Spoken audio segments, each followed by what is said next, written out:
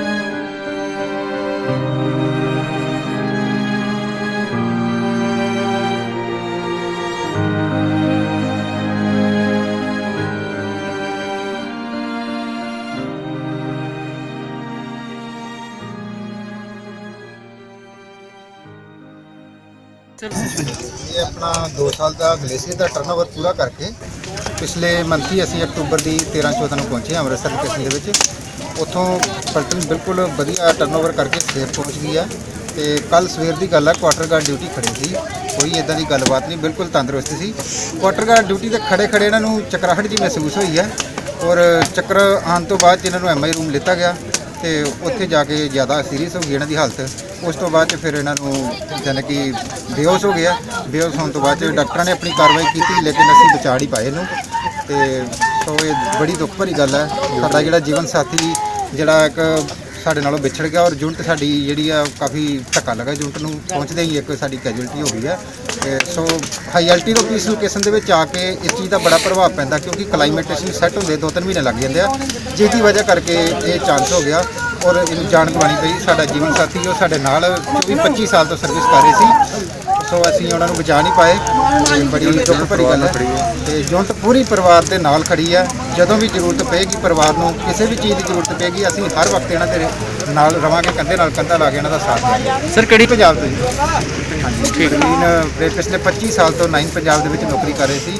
ਬਹੁਤ ਹੀ ਵਧੀਆ, ਜਿੱਥੇ ਕਿਤੇ ਨਾ ਡਿਊਟੀ ਤੇ ਵੰਡਿਆ ਗਿਆ, ਇਹਨਾਂ ਆਪਣਾ ਕਾਰਜਕਾਲ ਜਿਹੜਾ ਬੜਾ ਵਧੀਆ ਤਰੀਕੇ ਨਾਲ ਨਿਭਾਇਆ ਔਰ ਹਰ ਡਿਊਟੀ ਨੂੰ ਡਿਊਟੀ ਸਮਝ ਕੇ ਪੂਰਾ ਕੀਤਾ ਜੀ। ਮੈਂ ਹਵਲਦਾਰ ਪ੍ਰਵੀਨ ਸਿੰਘ ਦਾ मोहम्मद सौरभ बोल साडा बच्चा एक बहुत होनहार बच्चा सी, देश की सेवा करता है, शहीद हो गया। अपने बच्चे दे माण सानू हवलदार प्रवीण सिंह ते माण। ਉਹਦਾ एक बेटा है वंश, मैं ਉਹਨੂੰ भी ਜਦੋਂ ਵੱਡਾ ਹੋਏਗਾ ਉਹਨੂੰ भी आर्मी की भर्ती करावांगा। और ਉਹਨੇ अपने पापा ਨੂੰ बड़ी ਵਧੀਆ सलामी ਦਿੱਤੀ है, अपनी मां ਨੂੰ चुप करा रहा कि मां चुप कर। भारतीय सेना की 9 पंजाब रेजिमेंट के हवलदार प्रवीण सिंह, जो 2 साल जो सबसे ऊंचा हिमखंड है ग्लेशियर, वहाँ पे अपनी ड्यूटी को तनदेही से निभाते हुए, उस बर्फीले आतंक से लड़ते हुए बिल्कुल सुरक्षित होकर अपने साथियों सहित अभी कुछ दिन पहले ही वो अमृतसर पोस्टेड हुए। लेकिन जैसे मेरे भाई ने बताया कि -50 डिग्री टेम्परेचर से एकदम दूसरी सिचुएशन पे आना, दूसरी लोकेशन पे आना, उसे झेलना सैनिक के लिए बहुत मुश्किल होता है। शायद हवलदार प्रवीण सिंह भी उस चीज़ को ना झेल पाए, क्योंकि -50 डिग्री टेम्परेचर से एकदम उन्हें प्लस में यहाँ पे आना पड़ा और अपनी ड्यूटी को तनदेही से निभाते हुए हवलदार प्रवीण सिंह जो है अपना बलिदान दे गया। और उनका बलिदान ये साबित करता है कि हमारे भारतीय सेना के जवान जहाँ सीमा पार से जो आतंकी है, जो पाक सेना है, उनसे लड़ रहे हैं, उनका बहादुरी से मुकाबला कर रहे हैं, लेकिन उसके साथ ही ख़राब मौसम से जूझते हैं, कठिन परिस्थितियों में ड्यूटी देते हैं, फिर भी एक सैनिक जो है अपनी ड्यूटी को निभाते हुए अपना सैनिक धर्म निभा जाता है, जो कसम उसने वर्दी पहनते ली होती है। इसी तरह हवलदार प्रवीण जो है अपना सैन्य धर्म निभा गया। उसके जाने से परिवार पर एक बहुत बड़ा दुखों का पहाड़ टूटा है। एक 5 साल का छोटा बच्चा है, 2 बेटियां हैं, और बहुत ही असहनीय दुख है परिवार के लिए, इलाके के लिए, क्योंकि इस गांव का एक नौजवान पहले भी शहीद हो चुका है। लेकिन मैं अपनी शहीद सैनिक परिवार सुरक्षा परिषद से इस परिवार को यह आश्वासन देता हूं कि इनका बेटा, इनका पति, इनका भाई हम वापस तो नहीं लौटा सकते, लेकिन कोशिश करेंगे कि इस परिवार के साथ हम दुख जो मिलकर बांटें और इन्हें इनके पैरों पर खड़ा करेंगे।